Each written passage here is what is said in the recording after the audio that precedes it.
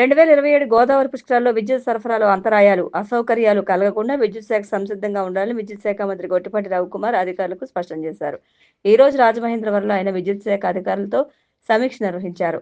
జిల్లా collector P Prashanti, ఎమ్మెల్యేలు Buchaiah Chowdary, Nallimilli Ramakrishna Reddy, Battula Balaramakrishna, APEPDCL SE T Tilak Kumar తదితరులు పాల్గొన్నారు. ఈ సమావేశంలో మంత్రి మాట్లాడుతూ జిల్లాలో పీఎం సూర్యగర్ ఆర్డీఎస్ఎస్ పనులను క్షేత్రస్థాయిలో వేగవంతం చేయాలని ఆదేశించారు. పీఎం సూర్యగర్ పథకంపై ప్రజల్లో అవగాహన కల్పించాలని ఆదేశించారు. దరఖాస్తు చేసుకున్న రైతులందరికీ వ్యవసాయ కనెక్షన్లు మంజూరు చేయాలన్నారు.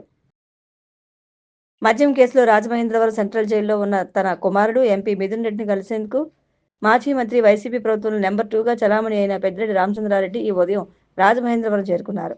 పెద్దిరెడ్డి జైల్లో ఉన్న తన కుమారుని కలిసి ప్రస్తుత పరిణామాలు, అనుసరించాల్సిన వ్యూహాలపై చర్చించే అవకాశాలు ఉన్నాయి. మాజీ మంత్రి తానేటి వనిత, మాజీ ఎంపీ మార్గాని భరత్ తదితరులు పెద్దిరెడ్డికి స్వాగతం పలికారు. పెద్దిరెడ్డి రాక సందర్భంగా సెంట్రల్ జైలు వద్ద పోలీసులు బందోబస్తును ఏర్పాటు చేశారు.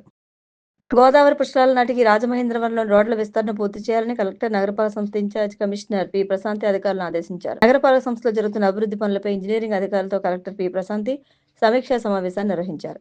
వర్షాకాలం నేపథ్యంలో వర్షపు నీరు రోడ్లపై నిలిచిపోకుండా తగిన చర్యలు తీసుకోవాలన్నారు.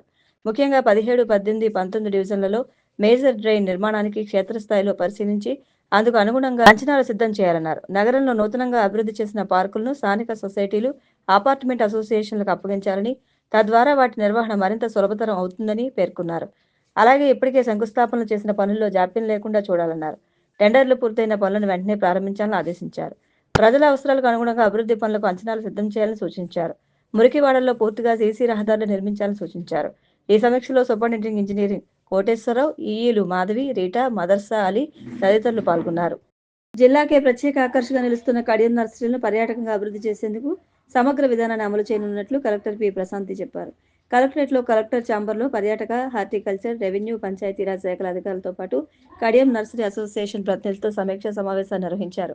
ఈ సందర్భంగా కలెక్టర్ పి ప్రశాంతి మాట్లాడుతూ కడియం నర్సరీలో బోటింగ్, స్టాల్స్, కాఫీ షాప్, కాటేజ్లు, స్పాటింగ్ మిక్సర్ వ్యర్థాల నిర్వహణ, గ్రీన్ ఆర్గానిక్ వ్యర్థాల ఆధారంగా సేంద్రియ ఎరువుల తయారీ వంటి అనుబంధ కార్యకలాపాలు చేపట్టి ఆర్థికంగా నర్సరీ వ్యవసాయ రంగాన్ని బలోపేతం చేయాలన్నారు. రాజమహేంద్రవరంలో ముఖ్య కూడళ్లలో మరియు రహదారి డివైడర్లలో మొక్కల సంరక్షణకు కడియం నర్సరీ అసోసియేషన్ ముందుకు రావాలని కలెక్టర్ పిలుపునిచ్చారు. పర్యాటక కేంద్రంగా ఈ ప్రాంతాన్ని తీర్చిదిద్దే క్రమంలో మొదటి దశలో పొట్టిలంక నుంచి కడియపులంక వరకు సుమారు 2 కిలోమీటర్ల మేర 28 స్టాల్స్ ఏర్పాటు చేస్తున్నట్లు తెలిపారు. ఈ సమావేశంలో జాయింట్ కలెక్టర్ ఎస్ చిన్నరాముడు తదితరులు పాల్గొన్నారు. అక్టోబర్ నెల వరకు జిల్లా వ్యాప్తంగా ఉన్న ప్రభుత్వ మరియు ప్రభుత్వ అనుబంధ పాఠశాలల్లో విద్యార్థులకు ఉచిత కళ్ల పరీక్షలు, అవసరమైన వారికి కళ్లజోళ్ల పంపిణీ, ఆపరేషన్లు చేయించే కార్యక్రమాన్ని నిర్వహించనున్నట్లు జిల్లా వైద్య ఆరోగ్య శాఖ అధికారి డాక్టర్ కె వెంకటేశ్వర వెల్లడించారు.